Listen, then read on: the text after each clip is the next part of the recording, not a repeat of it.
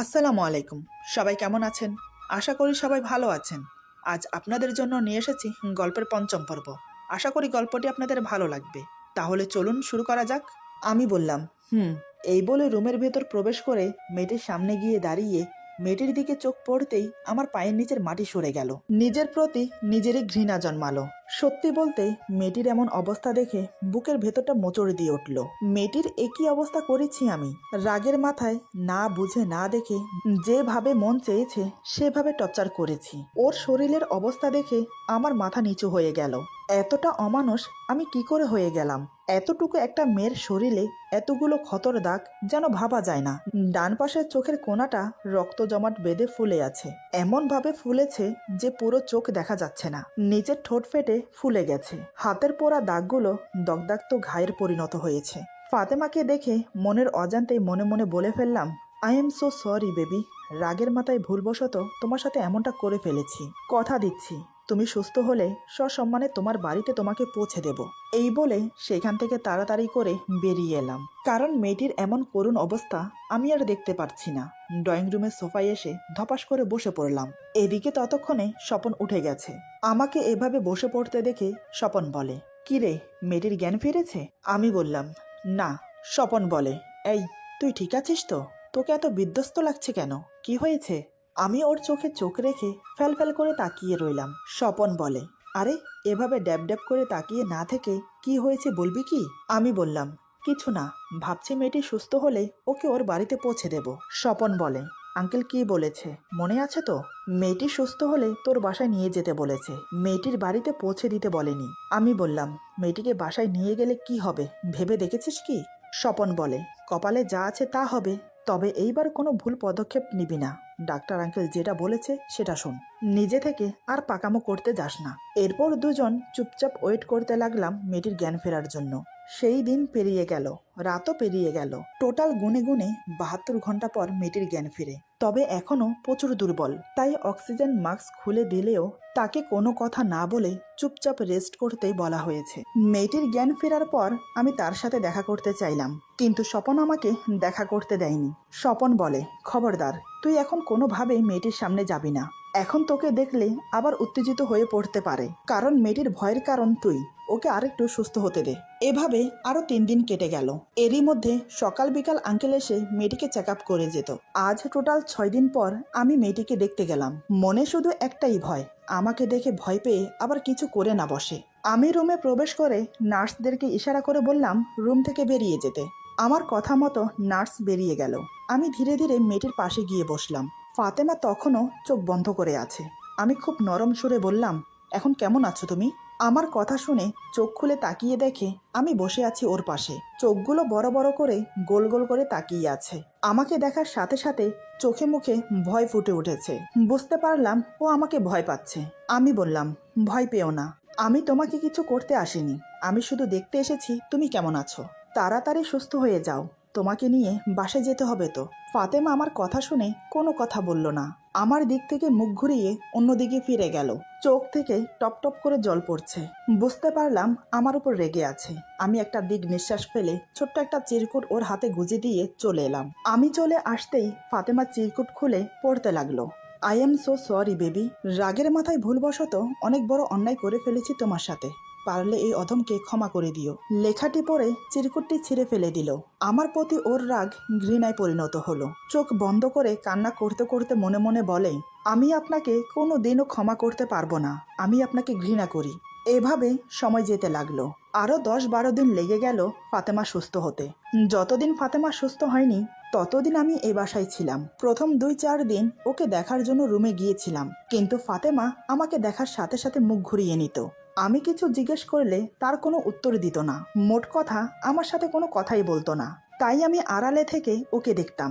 আজ ফাতেমা পরিপূর্ণ সুস্থ, তবে শরীরের দাগগুলো মুছে যায়নি। সেগুলো স্পষ্টভাবে এখনো জ্বলজ্বল করছে। গায়ের রং ফর্সা হওয়ার কারণে সেগুলো আরো স্পষ্টভাবে দেখা যাচ্ছে। তবে শরীর এখনো দুর্বল। ডাক্তার আঙ্কেল বলেছে আরো রেস্টে থাকতে হবে। যেহেতু সে এখন মোটামুটি সুস্থ, তাই ওকে এখন বাসায় নিয়ে যাওয়া যাবে। আর মেয়েটির জন্য কিছু কাপড় চোপড়ও প্রয়োজন। এই ভেবে আমি মার্কেটে গিয়ে স্মল সাইজের প্রায় 10-12টা 3 পিস ওর জন্য নিয়ে আসি। রাতে যখন 3 পিসগুলো নিয়ে ওর রুমে গেলাম তখন দেখি ও হেলান দিয়ে শুয়ে আছে। আমি নার্সকে ইশারা করলাম বেরিয়ে যেতে, তাই সে আমার কথা মতো বেরিয়ে গেল। আমি শপিং ব্যাগগুলো নিয়ে ধীরে ধীরে ওর সামনে গিয়ে দাঁড়ালাম। ফাতেমা চোখ বন্ধ করে থাকার কারণে বুঝতে পারেনি।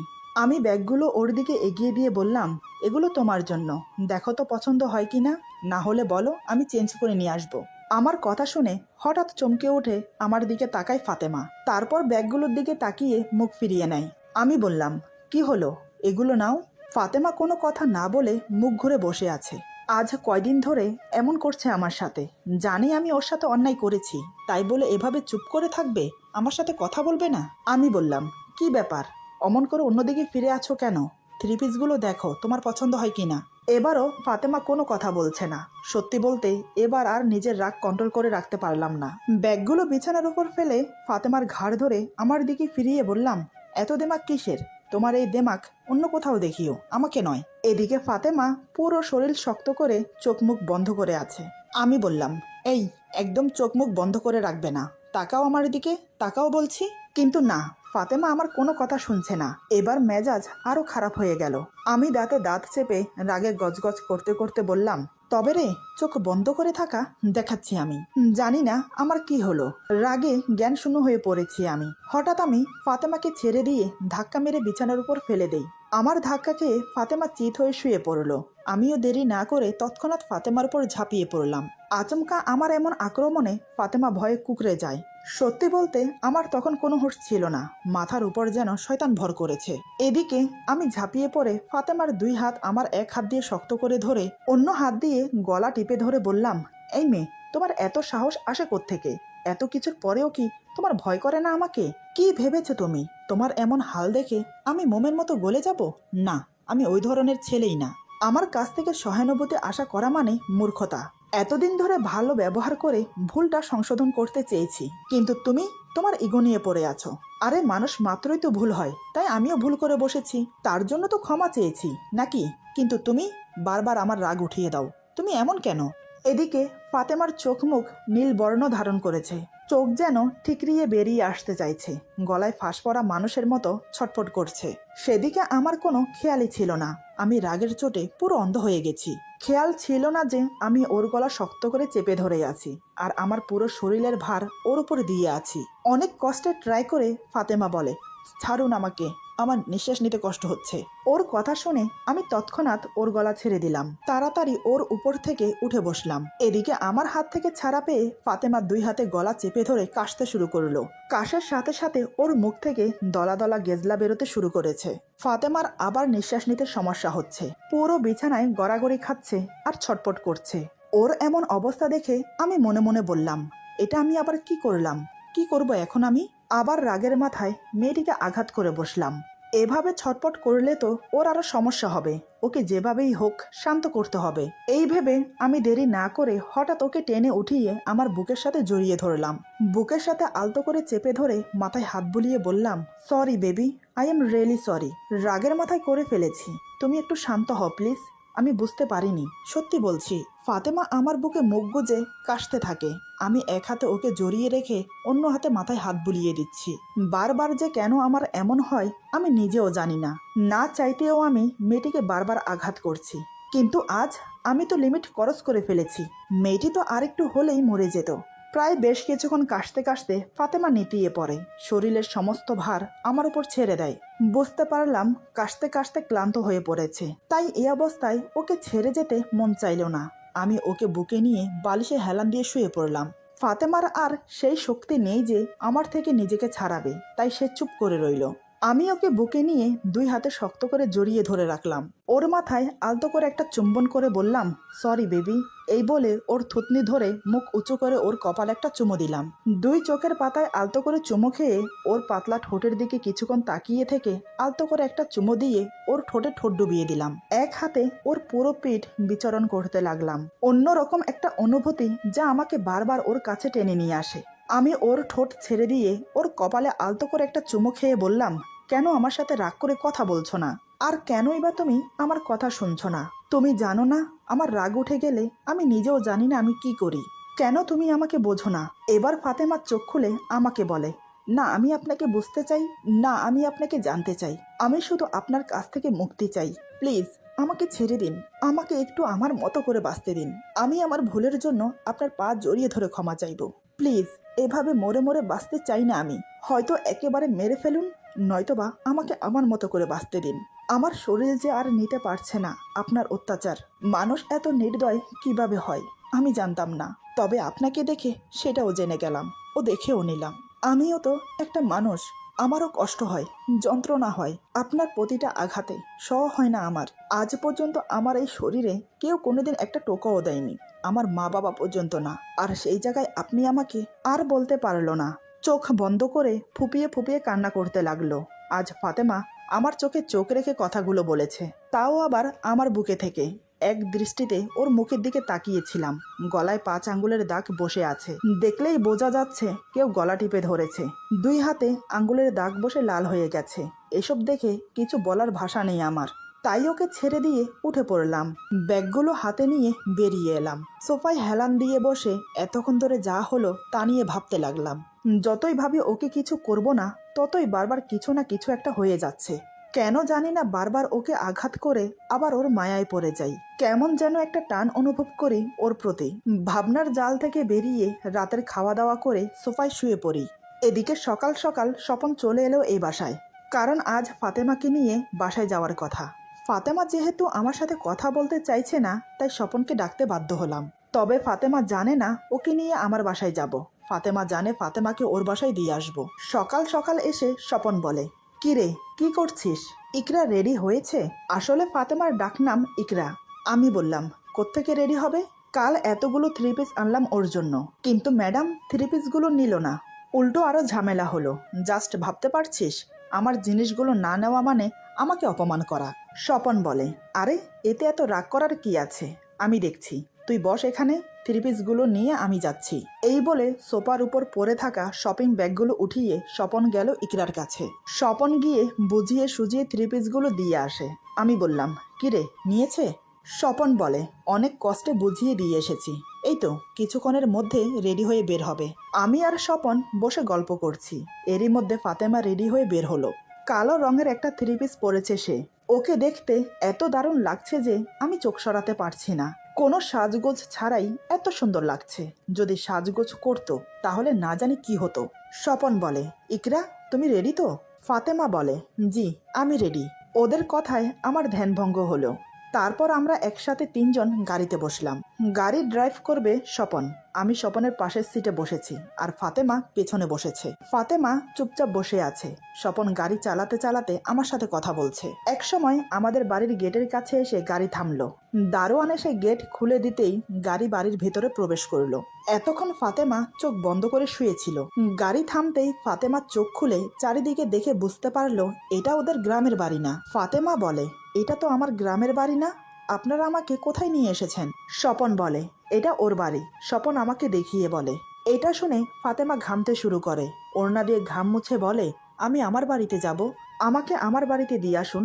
আপনারা না বলেছেন আমাকে বাড়িতে দিয়ে আসবেন, তাহলে এখানে কেন নিয়ে এসেছেন? স্বপন বলে, আরে ভয় পাওয়ার কিছু নেই, ও তোমাকে কিছু করবে না, তুমি নির্ভয়ে নেমে আসো। ফাতেমা বলে, না আমি নামবো না, আমি বাড়ি যাব, আমাকে যেতে দিন। আমি বললাম, তোমার বাড়ি তুমি পরে যেও, আমি তোমাকে দিয়ে আসবো, এখন আপাতত আমার সাথে চলো। ফাতেমা তো গোঁ ধরে বসে আছে, সে যাবে না।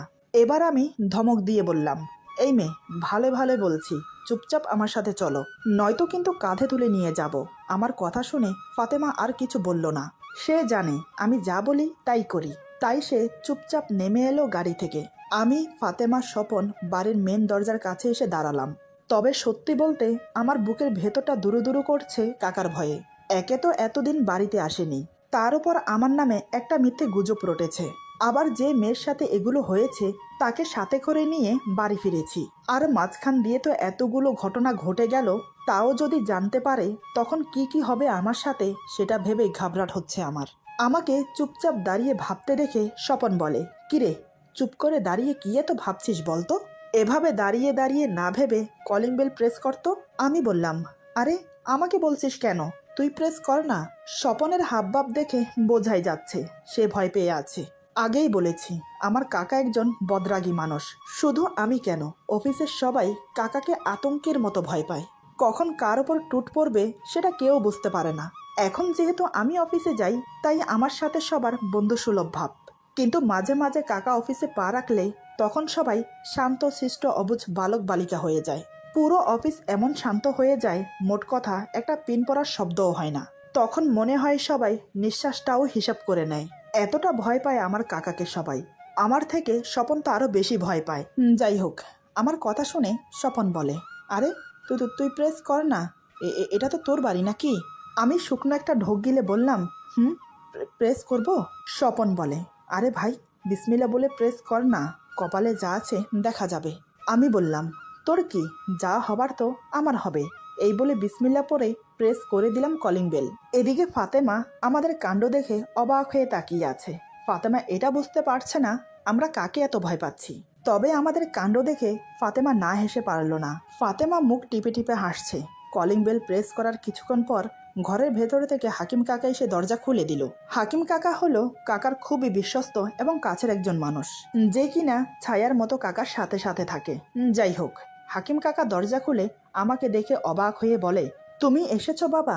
এতদিন কোথায় ছিলে? একটা ফোন করে তো অন্তত বলতে পারতে। আর ফোন দিলে তুমি ফোনও রিসিভ করছিলে না। তুমি জানো এদিকে তোমার কাকা তোমার জন্য চিন্তা করতে করতে পেরেশান হয়ে যাচ্ছে। মোট কথা নাওয়া খাওয়া ছেড়ে দিয়েছে তোমার চিন্তায় চিন্তায়। হাকিম কাকার কথা শুনে আমি বেশ অবাক হলাম, কেননা আমি তো স্বপনকে বলেছি যে প্রতিদিন কাকাকে এসে দেখে যায়। তাহলে কাকা এমন কথা কেন বলছে? আমি বললাম, কেন কাকা, আমি কোথায় আছি কাকার তো জানার কথা। কারণ আমি স্বপনকে বলেছি যে প্রতিদিন অন্তত একবার এসে কাকার সাথে দেখা করে যেতে, আর আমার কথা জিজ্ঞেস করলে বলবি চিন্তা না করতে। হাকিম কাকা বলে, তোমার ওই গুণধর বন্ধুকে জিজ্ঞাসা করো তো সে এসেছে কিনা। যেদিন থেকে তোমাকে নিয়ে ওই ব্যাড নিউজটা বেরিয়েছিল সেদিন থেকেই তো তোমরা দুজন উধাও, তোমাদের কোনো পাত্তাই নেই। শুধু তাই নয়, সেদিন রাত থেকে ওই মেয়েটিও তো নিখোঁজ, যে মেয়েটি তোমার নামে মিডিয়ার সামনে মুখ খুলেছে। হাকিম কাকার কথা শুনে আমি রাগান্বিত দৃষ্টি নিয়ে স্বপনের দিকে তাকিয়ে বললাম, কিরে, তুই আমাকে প্রতিদিন মিথ্যে বলে এসেছিস কেন? তুই তো বলেছিলি প্রতিদিন এসে কাকাকে দেখে যেতি, তাহলে এখন কি শুনছি? স্বপন আমতা আমতা করে বলে, ইয়ে মানে মানে হয়েছে কি, রাগ করিস না দোস্ত, তোকে তোকে আমি পরে বুঝিয়ে বলছি। আমি বললাম, তোকে তো আমি পরে দেখে নিচ্ছি, দাঁড়া। এটা বলে বাড়ির ভেতরে প্রবেশ করলাম। এতক্ষণ ফাতেমা আমার পিছনে দাঁড়িয়েছিল, তাই হাকিম কাকা ওকে দেখতে পায়নি। আমি আর স্বপন একটু আগে পিছে করে দাঁড়িয়েছি, যার কারণে ফাতেমাকে দেখা সম্ভব ছিল না। বাড়ির ভেতর প্রবেশ করার সময়ও হাকিম কাকা আগে আগে ছিল, তাই তখনও ফাতেমাকে দেখতে পাইনি। এদিকে আমরা বাড়ির ভেতর প্রবেশ করে ড্রয়িং রুমে এসেই থমকে দাঁড়িয়ে গেলাম। আসলে ড্রয়িং রুমের সোফায় কাকা বসেছিল, উনি বসে চা খাচ্ছেন। এদিকে আমার আর স্বপনের নাজেহাল অবস্থা। কাকাকে দেখার সাথে সাথে পরাণের পানি যেন শুকাতে শুরু করেছে। শুধু তাই নয়, ফাতেমাও কাকাকে এক ঝলক দেখে আবার আমার পিছনে এসে লুকিয়েছে। আমি তো অপরাধীর মতো মাথা নিচু করে দাঁড়িয়ে আছি। কাকা আমাদের দিকে বেশ কিছুক্ষণ তাকিয়ে থেকে হাকিম কাকাকে বলে, হাকিম, ওকে জিজ্ঞেস কর কোথায় ছিল এতদিন, আর এতদিন যখন বাসায় আসার প্রয়োজন মনে হয়নি তাহলে আজ কেন এসেছে। ওকে বল চলে যেতে। হাকিম কাকা আমতা আমতা করে বলে, ইয়ে মানে এখনো অবুঝ বালক, যা হয়েছে হয়ে গেছে, এবারের মতো মাফ করে দাও। কাকা বলে, আমি তোকে ওর হয়ে সাফাই গাইতে বলিনি, যেটা বলতে বলেছি সেটা ওকে বল। আমি বেশ বুঝতে পারলাম কাকা খুব রেগে আছে। আমি বললাম, আমাকে ক্ষমা করে দাও কাকা, আর কখনো এমনটা করব না। কাকা বলে, ক্ষমা? কিসের জন্য ক্ষমা চাইছিস তুই? পারলে তুই আমাকে ক্ষমা কর যে আমি তোকে মানুষের মতো মানুষ করতে পারিনি। তুই কি ভেবেছিস তুই আমাকে কিছু না জানালে আমি কিছুই জানতে পারবো না? এই কয়দিন বাসায় না এসে তুই কি কি করে বেরিয়েছিস তা আমি সবই জানি। এমন একটা জঘন্য কাজ তুই করলি কি করে? তোকে নিয়ে আমি গর্ব করতাম সবার কাছে, বুক ফুলিয়ে মাথা উঁচিয়ে সবার সামনে গর্বের সাথে বলতাম যে আমার ভাইপোর মতো এমন একটা ইনোসেন্ট ছেলে এই পৃথিবীতে নেই। সেই উঁচু মাথা তুই নিচু করে দিলি। আমি বললাম, সত্যি বলছি, বিশ্বাস করো আমি কিছু করিনি কাকা, সামান্য একটা ভুল বোঝাবুঝির জন্য এমন একটা ঘটনা ঘটে গেল। কাকা বলে, তুই কি ভেবেছিস আমি তোকে ওই নিউজটার কথা বলছি?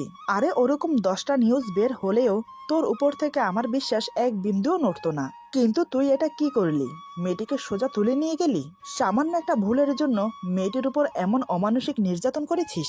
কেন কেন করলি এটা তুই? ছেলেদের থেকে মেয়েদের সম্মান কিন্তু ঠুনকো।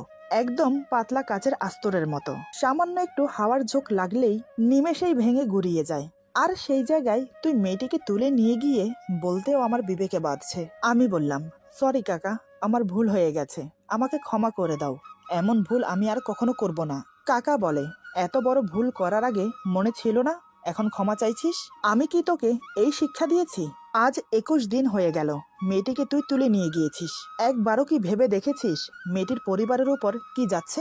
তারা কতটা কষ্টে আছে মেয়েটিকে ছাড়া? আমি কাকে বোঝাচ্ছি? তুই যদি বুঝতি তাহলে তুই কখনো এমন ভুলটা করতি না। এদিকে ফাতেমা কাকার কথা শুনে একটু একটু উকি মেরে কাকাকে দেখছে। এটা কাকার চোখে এড়ালো না। হঠাৎ কাকা এবার ফাতেমাকে ধমক দিয়ে যা বলে তা শুনে ফাতেমা থরথর করে কেঁপে ওঠে। ফাতেমা আমার পেছনে আবার লুকিয়ে পড়ে। এতে করে কাকার রাগ আরো বেড়ে যায়। আমি আর স্বপন ভয়ে চুপসে আছি। ফাতেমা আমার টি শার্ট খামচে ধরে টানাটানি করছে। এবার কাকা আরো রেগে গিয়ে যা বলল তার জন্য আমরা কেউই প্রস্তুত ছিলাম না। এরপরে যা হলো। আজকের গল্প এখানে সমাপ্ত। গল্পের বাকি অংশ পেয়ে যাবেন আগামী পর্বে। আশা করি গল্পটি আপনাদের ভালো লাগবে। যদি ভালো লাগে তাহলে লাইক, কমেন্ট এবং সাবস্ক্রাইব করে আমাদের পাশে থাকুন। পাশে থাকা বেল আইকন প্রেস করে দিবেন, তাহলে আমাদের নিত্য নতুন ভিডিও আপনাদের কাছে পৌঁছে যাবে। সবাই ভালো থাকবেন, সুস্থ থাকবেন। আল্লাহ হাফেজ।